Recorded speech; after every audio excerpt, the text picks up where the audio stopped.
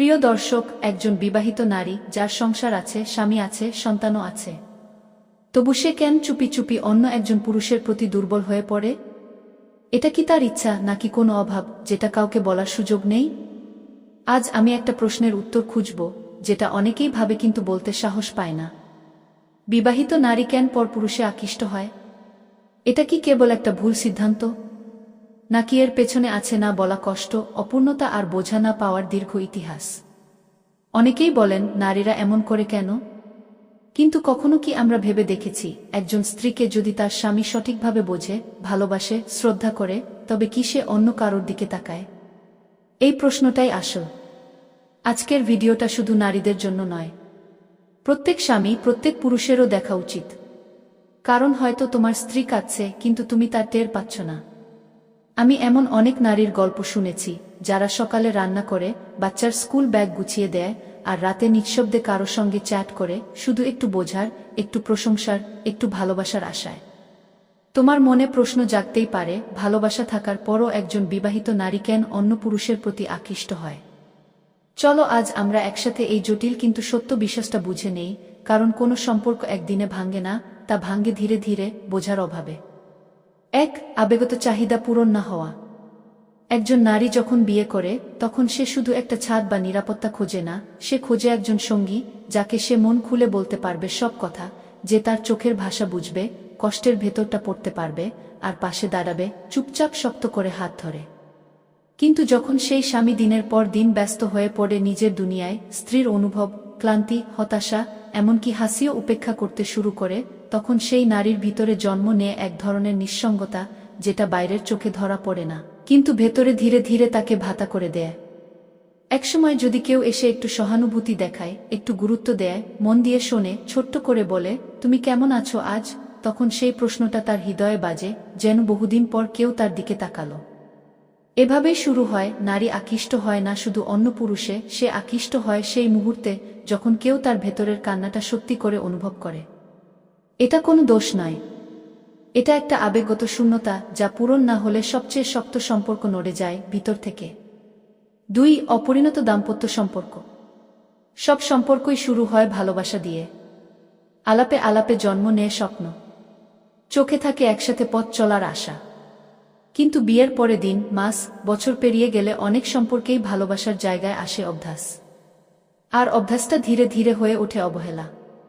যখন স্বামী শুধু দায়িত্বটাই বোঝে, কিন্তু স্ত্রীর ভেতরের মানুষটাকে আর খুঁজে দেখে না, তখন সেই নারীর মনে একটা প্রশ্ন জাগে, আমি শুধু সংসারের কাজের মেশিন, নাকি আমি একজন মানুষও?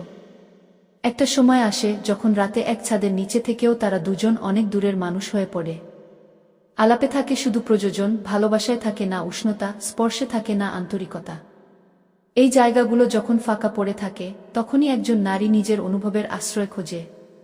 সেই আশ্রয় যদি স্বামী না হয়, তাহলে অনেক সময় অন্য কেউ হয়ে ওঠে সেই শ্রোতা, সেই বুঝদার মানুষ।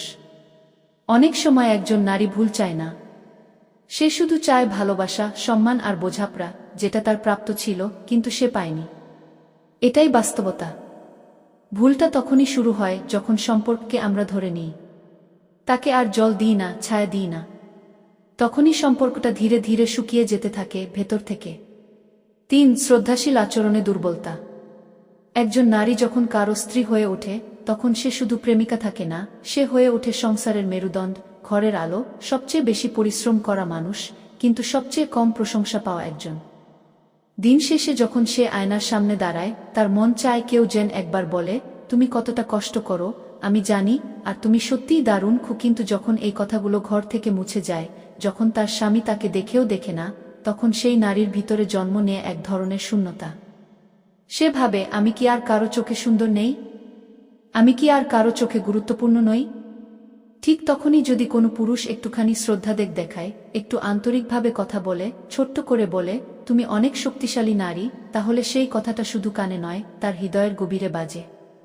নারীরা সহজে প্রেমে পড়ে না, তারা প্রেমে পড়ে শ্রদ্ধায়, বোঝায়, স্নেহে। আর যখন নিজের ঘর থেকে সেই গুণগুলো হারিয়ে যায়, তখন বাইরের একটুখানি ইতিবাচক দৃষ্টি, একটুখানি গুরুত্ব তার কাছে হয়ে ওঠে অমূল্য। ভালোবাসা শুধু ছোঁয়ার বিষয় নয়, ভালোবাসা হলো মন বোঝার ক্ষমতা, আর শ্রদ্ধা দিয়ে জীবনকে আলো করে তোলা। যেখানে শ্রদ্ধা নেই, সেখানে ধীরে ধীরে সম্পর্কটাও মরে যায়, অথচ সেটা চোখে পড়ে না, কারণ তার মৃত্যুটা নীরব। 4. একঘেয়েমি ও নতুনত্বের মোহ। সব সম্পর্কই একসময় একরকম হয়ে যায়, এটা স্বাভাবিক। একই মানুষ, একই রুটিন, একই কাজের চক্র। সকালবেলা একই কাপ চা, দুপুরে কাজের গল্প, রাতে ক্লান্ত শরীর নিয়ে নীরবতা। প্রথম দিকে যে প্রেমে ছিল উত্তেজনা, গল্প, হাসি, সেটা ধীরে ধীরে পরিণত হয় অভ্যাসে। আর অভ্যাস যদি যত্ন না পায়, তা একসময় হয়ে ওঠে একঘেয়ে। অনেক নারী এই চক্রে পড়ে গিয়ে নিজেদের হারিয়ে ফেলেন। তারা ভাবে, আমি কি এখন শুধু এই 4 দেয়ালের মানুষ? আমার কি আর কিছুই নতুন নেই? এমন একটা সময় আসে যখন হঠাৎ কেউ বাইরে থেকে এসে বলে, তুমি হাসলে তোমাকে দারুণ লাগে, অথবা শুধুই শোনে তার না বলা গল্পগুলো। তখন সেই নতুন মানুষটা হয়ে ওঠে যেন একটা জানালার মতো, যেখান দিয়ে আলো আসে, বাতাস আসে, অনুভব আসে। না, সেই নারী ভুল করতে চায় না, সে শুধু একটু নতুনত্ব, একটু ভিন্ন অনুভব, একটু নিজেকে ফিরে পাওয়ার জায়গা খোঁজে। এটাই হলো নতুনের মোহ, যেটা আকর্ষণ তৈরি করে, অনেক সময় বাস্তব ভুলিয়ে দেয়া। এই মোহে নারী পড়ে না কারণ সে দুর্বল, বরং পড়ে কারণ তার অভ্যস্ত জীবনে কেউ একটু ভিন্ন কিছু দেখায়। এখানে দোষ আসলে কার? সেই নারী যে বছরের পর বছর সম্পর্ক টিকিয়ে রেখেছে, নাকি সেই সম্পর্কটাই যেটা তার মধ্যে নতুনত্ব আর প্রশান্তি এনে দিতে ব্যর্থ? এই প্রশ্নগুলোই আমাদের ভাবতে শেখায়। কোনো সম্পর্ককে যদি আমরা নতুন করে সাজাতে না পারি, তাহলে একদিন সেটাই পুরনো জিনিসের মতো বেমানান লাগতে শুরু করে। 5. সামাজিক যোগাযোগ মাধ্যমে ঘনিষ্ঠতা। আজকের দিনে কারো সঙ্গে ঘনিষ্ঠ হতে খুব বেশি সময় লাগে না। আগে যেখানে প্রেম হতো মুখোমুখি বসে, চোখে চোখ রেখে কথা বলে, আজ সেখানে একটা ইনবক্স, একটা স্টোরি রিয়্যাক্ট, একটা হাই দিয়েই শুরু হয় নতুন সম্পর্কের যাত্রা। তুমি হয়তো ভাবছো, এগুলো তো সাধারণ কথাবার্তা, এতে কি এমন? কিন্তু আসল বিপদ এখানেই। যখন একজন নারী দিনের পর দিন অনুভব করে তার নিজের মানুষটা আর আগের মতো খেয়াল করে না, তখন সে হয়ে পড়ে ভেতর থেকে নিঃসঙ্গ। আর সেই সময় যদি কেউ আসে যে প্রতিদিন একটু করে মেসেজ করে, জিজ্ঞেস করে, তুমি আজ কেমন আছো, সকালটা ভালো কাটছে তো, তোমাকে আজ খুব ক্লান্ত লাগছে, তখন সেই মেসেজগুলো আর কেবল শব্দ থাকে না, তা হয়ে ওঠে তার দিনের প্রিয় মুহূর্ত। একসময় সেই কথাগুলোতে সে অভ্যস্ত হয়ে পড়ে। ভরসা তৈরি হয়, অপেক্ষা তৈরি হয়। ধীরে ধীরে জন্ম নেয় মানসিক নির্ভরতা। এটাই হচ্ছে সবচেয়ে সূক্ষ্ম কিন্তু ভয়ঙ্কর এক ঘনিষ্ঠতা, যেটা শরীরের ছোঁয়া না দিলেও মনের ভিতর জায়গা করে নেয়। এমন অনেক নারী আছে যারা রাতে নিজের স্বামীর পাশেই ঘুমায়, কিন্তু ঘুমোতে যাওয়ার আগে শেষ মেসেজটা পড়ে এক অচেনা মানুষের। এই ধরনের সম্পর্ককে বলে না বলা ভালোবাসা নয়, এটা এক ধরনের বাস্তবতা, যা তৈরি হয় অভাব থেকে আর গড়ে ওঠে ধীরে ধীরে। এটা শুরু হয় সহজ কথাবার্তায়, কিন্তু শেষ হয় অনেক গভীর ভাঙ্গনে। বিজ্ঞান 6. হরমোনাল ও সাইকোলজিক্যাল প্রভাব। নারীর মন কেবল অনুভবে নয়, তা গঠিত হয় তার শরীরের ভেতরের চলমান জৈবিক পরিবর্তন দিয়েও। মাসিক চক্র, গর্ভাবস্থা, সন্তান জন্ম কিংবা মেনোপজের মতো সময়গুলোতে নারীর মধ্যে ঘটে হরমোনের ওঠানামা, যার প্রভাব পড়ে তার মনের উপর। এই সময়গুলোতে নারী হয়ে পড়ে বেশি সংবেদনশীল। ছোট ছোট কথায় কষ্ট পায়। মন চায় একটু বোঝা, একটু নিরাপত্তা।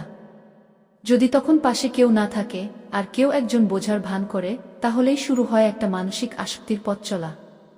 এটা কোনো দোষ না, বরং একটা প্রাকৃতিক দুর্বলতা, যেটাকে যদি সময়মতো বোঝা না যায়, তাহলে সেটা একসময় ভুলে রূপ নেয়া। 7. নিজেকে মূল্যহীন মনে হওয়া ও আত্মবিশ্বাসে পতন। একজন নারী যখন তার নিজের মূল্য ও গুরুত্ব অনুভব করতে পারে না, তখন তার আত্মবিশ্বাস ধীরে ধীরে নষ্ট হয়ে যায়।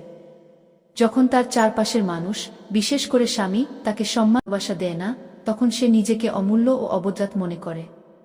এই অনুভূতি তাকে বাইরের কারো কাছ থেকে গুরুত্ব পাওয়ার জন্য আকৃষ্ট করে। কারণ সে খুঁজে বেড়ায় সেই মানুষটিকে, যিনি তাকে গুরুত্বপূর্ণ মনে করবে, শ্রদ্ধা করবে আর তার কথা শুনবে। নিজেকে মূল্যবান মনে করা একজন মানুষের মৌলিক অধিকার। যখন সেটা হারিয়ে যায়, তখন অন্য কারো প্রতি আকৃষ্ট হওয়া একটা প্রাকৃতিক প্রতিক্রিয়া। আসলে একটা সম্পর্ক কখনো একদিনে ভাঙ্গে না, তা ভাঙ্গে ধীরে ধীরে। একটার পর একটা না বলা কথা, অভিমান, অভাব, অবহেলায়। নারীর আকর্ষণ শুধু শরীর নয়, বরং মন ও মূল্যবোধের গভীর প্রতিফলন। এই ভিডিওর মাধ্যমে কারো দাম্পত্য জীবন একটু হলেও বদলালে, সেটাই হবে সবচেয়ে বড় প্রাপ্তি। যদি তুমি নারী হও, নিজের আবেগকে বুঝে দমন করো, নিজেকে মূল্য দাও, আর যদি তুমি পুরুষ হও, তাহলে স্ত্রীকে বোঝার চেষ্টা করো, কারণ সে তোমার জীবনের সঙ্গী, বোঝা নয়। এখন বল, তোমার মতে এই সমস্যা থেকে উত্তরণের উপায় কি হতে পারে? কমেন্টে জানাও, আমি পরে উত্তর দেব। আর হ্যাঁ, ভিডিও ভালো লাগলে লাইক দিও, বন্ধুদের সঙ্গে শেয়ার করো। আর হ্যাঁ, এমন বাস্তব ও দরকারি আলোচনা পেতে চ্যানেলটা সাবস্ক্রাইব করা।